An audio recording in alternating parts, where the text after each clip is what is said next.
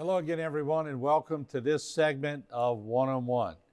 Today, we're going to go to Lafourche. With some ties to Terrebonne Parish, Coach Don Grabert is my guest today. Right after the break, we start our conversation.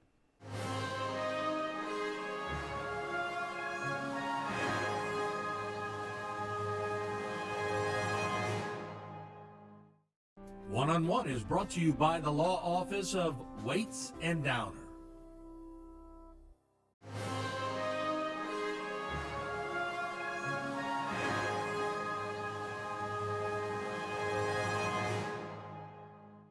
I don't know if it was Coach Gano who told me or Coach Morvaunt at the time, if you took all their hours and you divided it by the paycheck, they were making a little over $3 an hour. Yeah, I remember. I Pretty think true. when I was in college, it was 5 cents.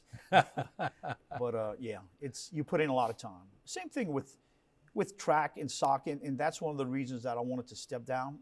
38, well, if you count my public school years, about 40 years of coaching. And the time factor, particularly track and soccer. You had a lot of games, and if you were going to do good, you had to put a lot of time in the summer. I mean, Vanderbilt's got a great program in soccer. I admire them a lot for that. But we need, they were ahead of us because they had a better program in the home area.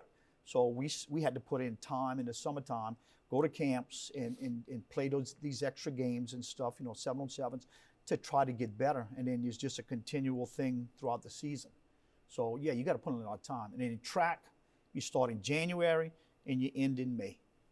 When did you first start feeling the success of your coaching? Like, some people tell me, well, they never did. Others said year 5. Some have told me year 10. When was it for you? Oh, heck, I was an assistant coach, but the first year I was at E.D. White, we were 10-0. We lost in the first round of playoffs. And then just in football, I mean, we were winning. Track, we were getting there. Coach Cole's a great track coach, but, you got to have the whole package sometimes with track. And again, I think my first year as the head boys coach, I think we just lost the district championship. We were always close in track, even in the 90s. We had some great track teams in the 90s. We didn't win district because Donaldsonville was always there. And we'd be second in region, and we'd come to the state meet, and we'd finish 3rd, 4th, over those. But we had some really good athletes. What's your biggest accomplishments that you would, and I know you're very humble, so I'm going to pull it out of you. Wow. Being a soccer coach, maybe. Yeah, okay. Learning the game and learning how to be able to coach them. I started doing that with my daughter Vera when she played rec soccer, and then after I was the 3rd coach. They had started the soccer team, so they had one coach one year, and next year was another coach, and I came in the 3rd year. And I think having put that program to what it is today, it's a combination, not just me, but of a lot of other people. And then track, always loved track. Track was always the sport I loved the best. And basically just having those state, we might not win district championships or state championship, but we always had people that were top in the state, 1, 2, 3, and just to be with those kids and see how they progressed over the years. I think that's the biggest thing. It was, so finished awesome runner-up this year? Finished runner-up this year in the boys, and the last year was in the girls. Yeah. And it was always close. Just couldn't. I used to call them overachievers, but you can't overachieve when you're a sprinter. I mean, you can hit the weight room, and y'all have a tremendous weight program, but like coaches always say, you can't teach speed. So I wouldn't be fair to some of the athletes if I said they overachieved, because they didn't. They're pretty good athletes. You can, in track, sometimes squeeze out a few more tenths of a second here and there. Relays, you can get better at your handoffs and stuff like that, but basically is what you have. And I thought we just had some really good athletes this year. Last year too, we had some good athletes on that boys team and the girls. So it was good. But the thing also, you talk about achievements. I coached cross country for 6 years, and in those 6 years, we were state champs 5 times and runner-up 4 times. It was because of the kids we had. They worked their butts off. I was just about to say, y'all it was the tradition of it. Y'all were feared in cross country. I can remember the schools all wanting to be like E.D. White. And I always said there's always a catalyst. I remember E.D. White baseball was so good. Your cross-country teams were so good. Then every other school's going, well, why are we not like that? And then Vanderbilt gets Ella Chestnut and some of these other. Good. Yeah, but it rotates and but one school always pushes the other school, which is a good thing. It is. Coach Cole started off that cross-country team at Edie White and was extremely successful. I think he might have won like 12, 13 state championships with a bunch of state runner-ups. And then after, when he left, I went to Preston and asked him, can I be the cross-country coach? He said, no, I want you to stay in football. I said, Coach, I want to coach cross-country. He said, okay. Right. And then after I did that for 6 years, and it was great. But I was coaching 3 sports at the time. So I was doing cross-country, soccer, and track. And I was the head coach in all 3 of them. It came a time about after my 6th year, Ms. Chasson came and said, maybe you might want to get out of one of them. So let's do that. So they promoted Tommy Shakespeare to the cross-country coach, and Jordan Reed was the assistant. And that's how they were very competitive, and they were very successful after Jordan took over, and it's still, gone. It's still winning championships. So.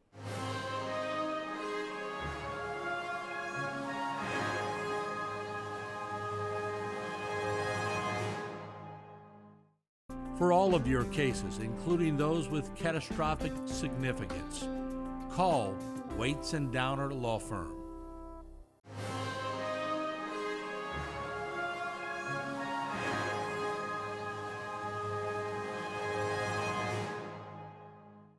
How do you do that and maintain a family? That's always the trick, isn't it? Well, I needed to mention the biggest fact in this was my wife, Tisa. And basically, her brother played for Edie White, Mike Prejean, who was a real good athlete over there. And she came from a big family too, and they're all athletes. I mean, they all like to play sports. And she was the biggest supporter of mine, and couldn't do without her. The best thing about being at Edie White is that my kids were able to be with me when I was there. Right. And I taught them. How many? I got 4. 4. I have 2 daughters who are twins, and then 2 sons. Okay. Just being with them there was a big deal. So my wife was the biggest promoter of me and the biggest. Did you ever have them in your religion class? Oh, yes. Yeah. I taught every one of them in my religion class. Of course, you're teaching them by example every day, right? I hope I do. Yeah. And I taught them, and I actually was able to coach them. Amy was a dancer, but Amy blew her knee out playing soccer as a sophomore.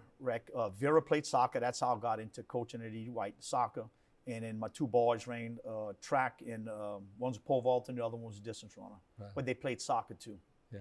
All of them played soccer but Amy. You'd be a good one to ask because you've been there so long. I'm not putting you in the dinosaur category, all right? You've been there a long time.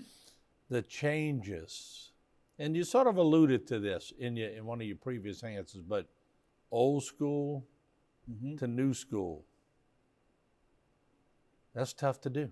Oh, it is, because things change. Philosophies change, coaching techniques change, how you handle people change, and society changed. And society, we come from a Catholic school. We have a lot of Catholics in our area, and basically a lot of these people were taught like that. They were taught that they respected authority, and if you didn't, there were consequences.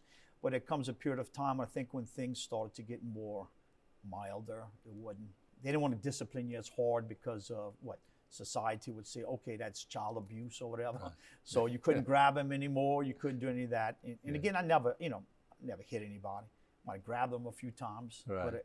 But again, I think the biggest deal is that we need to learn to show that we love them. And I think my philosophy is over the years is that you just got to get to know them. You got to get to know them and know who they are, and then just help as much as possible. We had plenty of paddles at Vanderbilt that they actually drilled holes in them so they could catch more air. But today, probably walk through the schools, no paddles. I know about Vanderbilt, they came during that time period, and everything was good when they were there. I think they liked the food a lot when they came for the hurricane. They sure did, because one of my niece and nephews, the biscuits are famous for one. They are famous. But the food is excellent. Yeah, that's Boy They Better. You can thank for that Marie LeBlanc, so it's all good. But I just find over the years, when I first got to Edie White, everybody kept their lockers open. Nobody locked a locker. They just left it there. They were so trusting on everybody. And being there over that time period is still an awesome place to be. I love being there because it's a great atmosphere. Now, you always have problems, here and there, and over time periods, things happen. but it's always been a good place to teach and a good place to be. You know, and again, like I said, it's been the best 38 years of my life. Yeah, and I've always found the similarities between Vanderbilt and E.D. White. I mean, the differences would be minute compared to the similarities. Correct. When you talk about the brothers being there and just the way it adds up. But when you look back at your career, you've had a pretty good career, haven't you? I've been very blessed to have great athletes, to be with good coaches, great coaches. It just happened to come out like it did.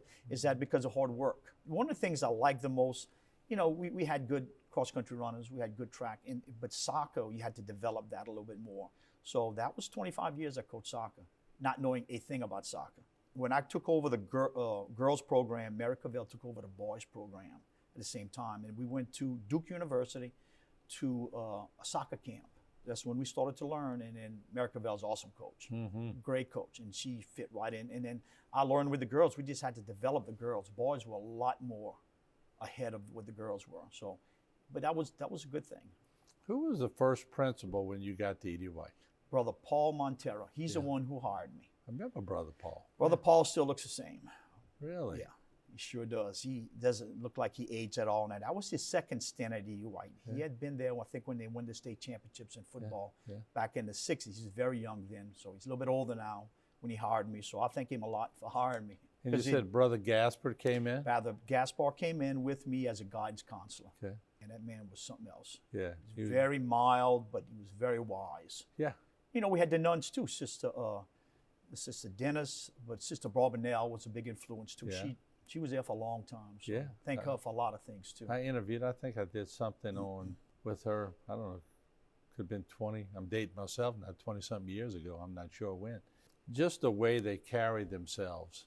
And You respected them. yeah, there was They're a religious. respect. Yeah, you're religious, and you knew that's who they were.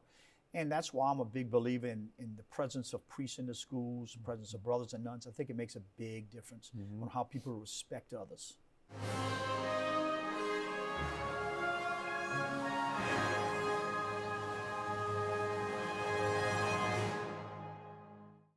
For all of your cases, including those with catastrophic significance, call Waits and Downer Law Firm.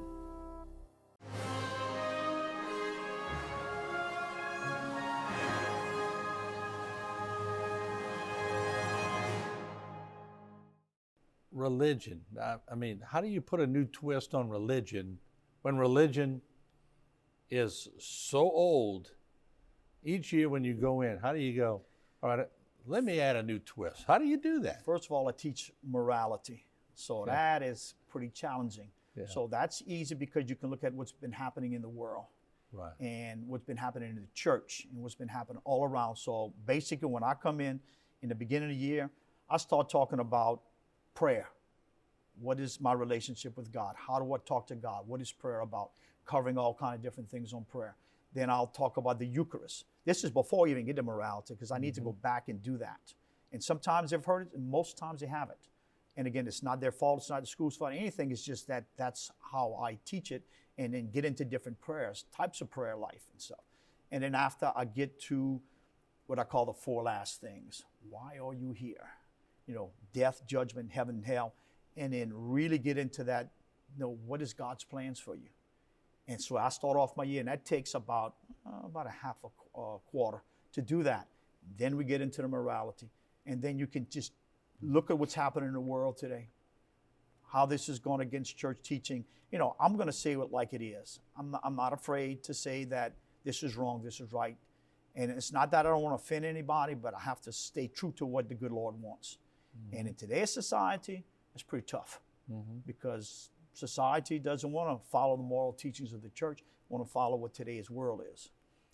Before you had your family and before you met your wife, did you ever think about being a priest or a brother? You know, I was an altar boy until I was 18 years old in racing, Father Trahan and then Father Strassel.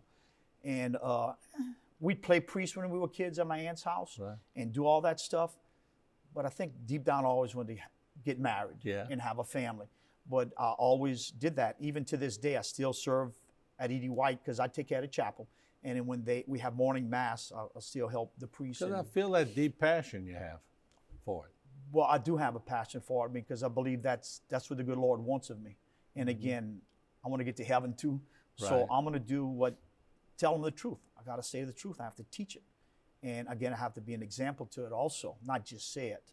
So I try to do, like I say, I'm not perfect. I use language sometimes that's not appropriate.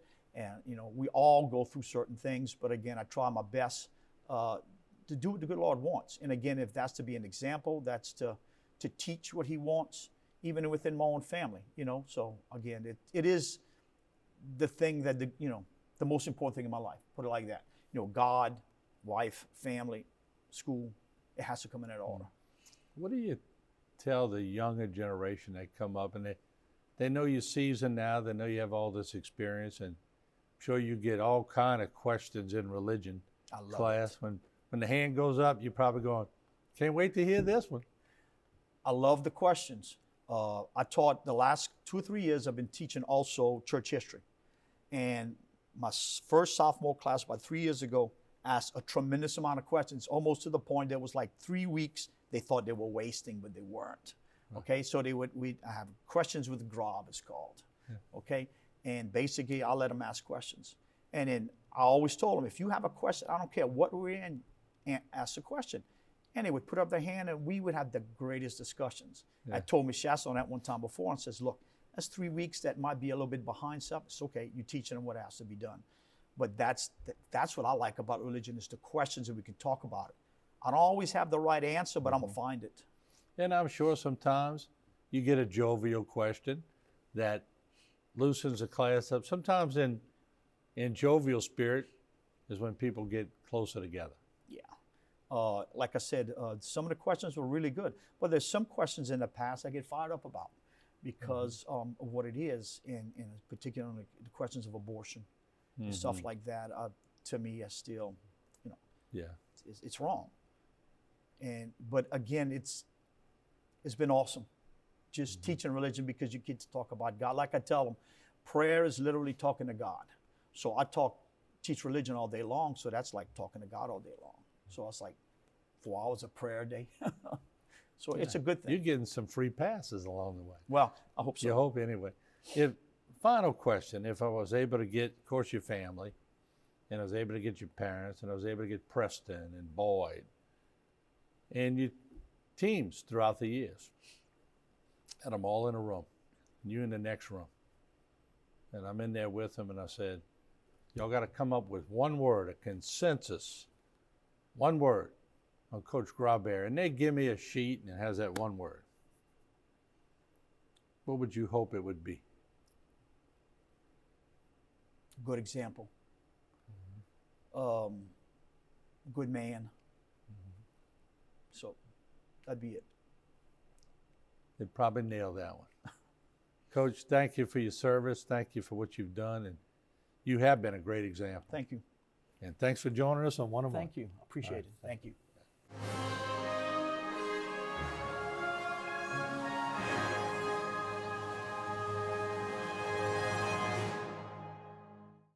For all of your cases, including those with catastrophic significance, call Waits and Downer Law Firm.